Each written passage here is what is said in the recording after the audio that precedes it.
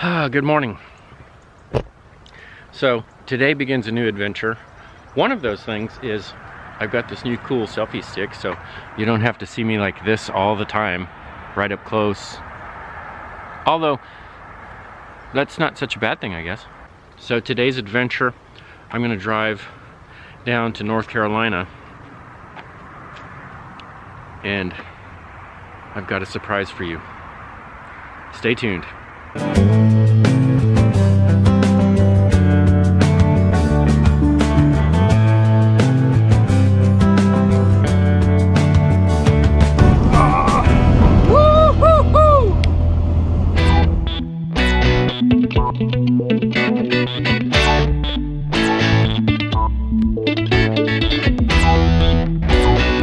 Alright, so I've just crossed into North Carolina. The adventure continues. Here we go. Move to zoom. I've still got to figure this camera out. Sometimes the ring is for zoom, and sometimes it's to change the... I don't know, I'm gonna have to redo it.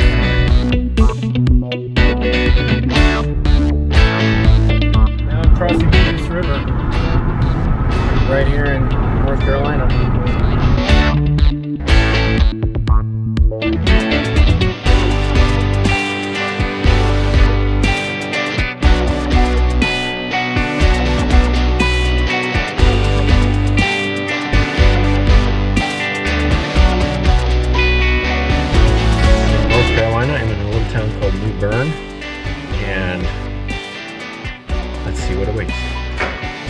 Okay, so I'm here with John.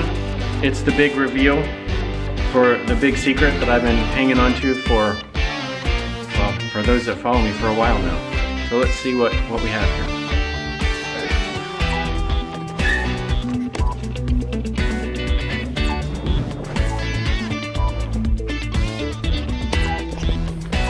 What?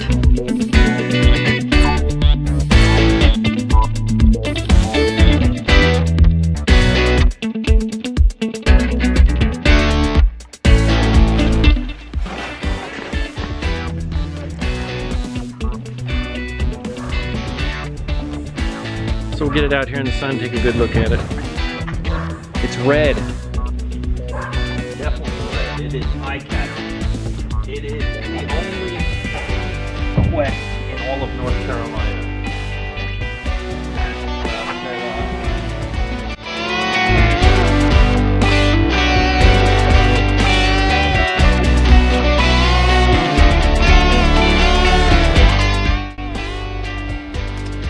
Okay, so it's definitely a beautiful blank canvas, so we'll see what happens. All right, here we go.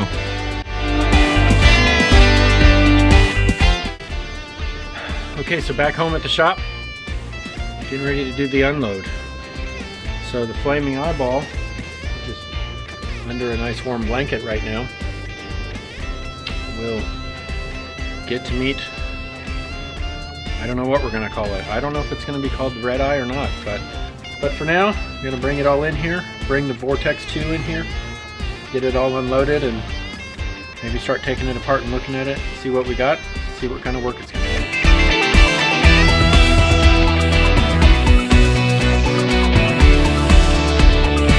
One of the funny things about the seat, when we took it apart and started looking at it, it's full of water.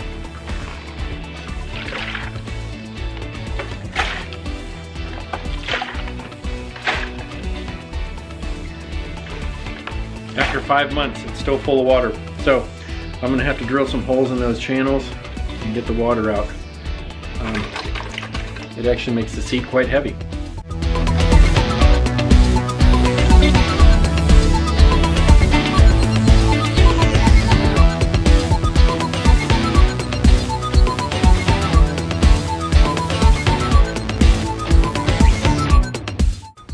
Okay, let's do the full rundown of what I got here. So the first and obvious thing is the Bluevelo Quest full carbon. So I'm going to actually try and weigh this to see what the difference is between that one and the eyeball, which is covered up over there. It feels lighter, obviously. but we'll see. So you can see there's oxidation on all the aluminum parts and things like that, but a lot of the screws and a lot of the bolts, I expected to see rust on everything. These are the tops of the struts, and look at them, they're clean. A little bit of oxidation on parts down here, things like that. The big oxidation is the chain, of course. Chains always seem to rust, so I kind of expected a lot of rust on the chain. That was it. But a lot of the other parts, there's a little bit of oxidation, a little bit of rust and things like that, but not nearly as much as I thought. Although I am going to have to fix some things and straighten up some things. Probably have to change all the cables because water had gotten down in them. This Quest was completely submerged. The water was probably 6 inches over the top, and it was completely submerged. So the old battery that he had was fried. This is the battery out of my current Quest. He's never had a battery to try the electrics out, so this is going to be the first time we're going to see if the electrics will work.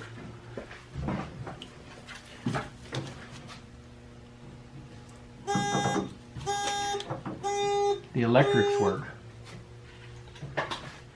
So that's the turn signals. And they work front and back. Do the brake lights work? Huh? Can't see them. Yes. Brake lights work. Let's see if the headlights work. Headlight works. The tail light. And that's just the tail light. Okay, so I have one blinker out on this side. Oh no. So the hazards, both of the hazards are out on the left side. The interior light's kind of blinking a little bit. You can't really, it's very dim, so it might be the battery. Ah, there it is. So the interior light works. And that is the bright brake lights always on. So, and that's the horn. The horn is barbecued. You can tell it's trying to go, but it's barbecued. Left signals work. Right signals work. So that's a bonus. That's good. It means I don't have to tear all that stuff apart and look at it. I will probably take the cover off and make sure that it's cleaned up anyway. But that's one other thing. Now I just got to get a new battery and have a battery for both of them. Very cool. What is this one? I have to see. Is the battery still in there, or did you take it out? Are you filming this? Well, don't cut off my head when I mess up. Gee, nothing's working. Yeah, nothing's working because there's no power. Alright, so let's see. This is supposed to be the flashers. So it looks like I might have to fix that one because just the right side works. But pretty impressed. They're very bright.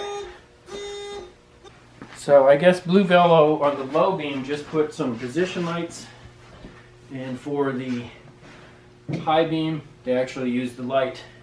So although the brake cables work, they seem to grab, because it was submerged, there's probably water down in the cables. John told me that he did have to kind of break them loose a little bit, so that means that there's probably enough corrosion in there that it's going to warrant a change. As far as the wiring harness goes and things like that, it looks like it may have survived. Looks like it's dried out enough to be viable to keep using it. So I did the old bathroom scale way to weigh the Velomobile. I think this thing needs to be recalculated because did I really gain that much over the winter? Oh my gosh. Weighing the new one by basically standing on the scale and picking it up.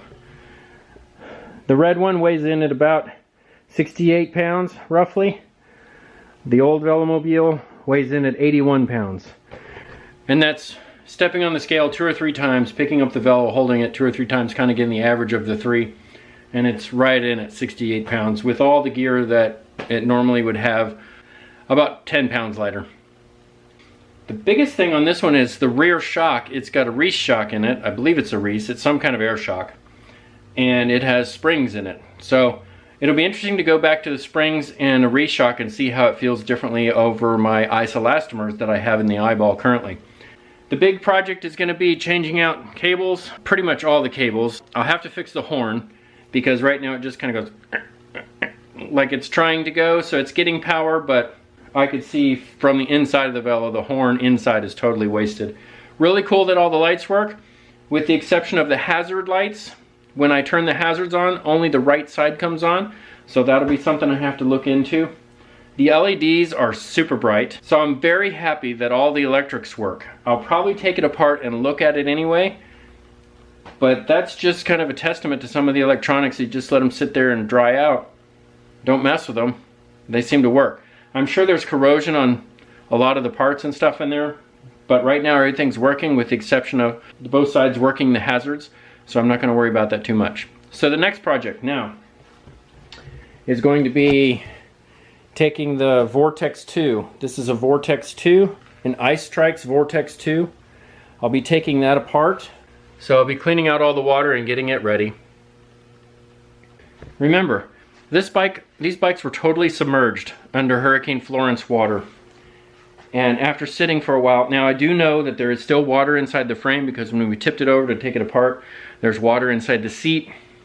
So I know there's water in it still. So this one is gonna get completely disassembled.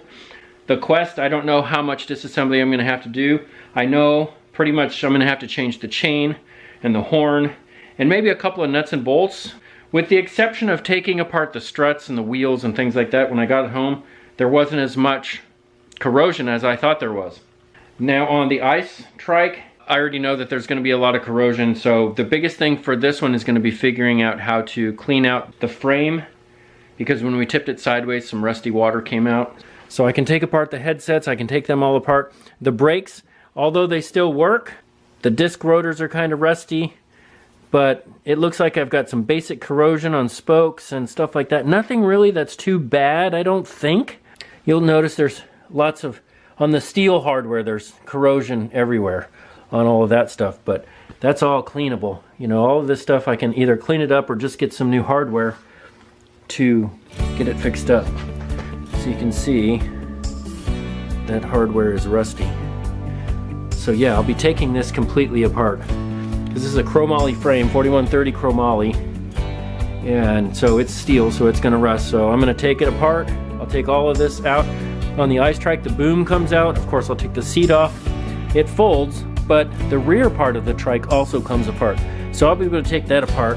I'll take the headsets apart, take all this off, and dump out as much water as I can, clean it all up, take all of this stuff apart as much as I can, clean it up, get the water out of it, and then I'll run, I don't know, I'll run a rag through it or something and clean it out, dry it out as much as I can, probably leave it open.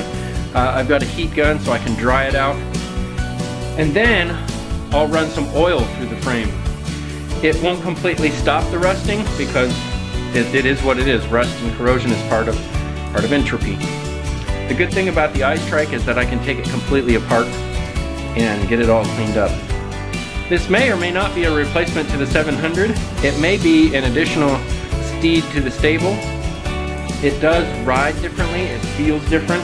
It's not quite as refined as the 700 or the Speed. So I don't know if we're going to keep it for that or if I'm going to clean it up and sell it. Some of the Trikes in the stable will be moving around, but other than that, now it's time to get to work and get it cleaned up.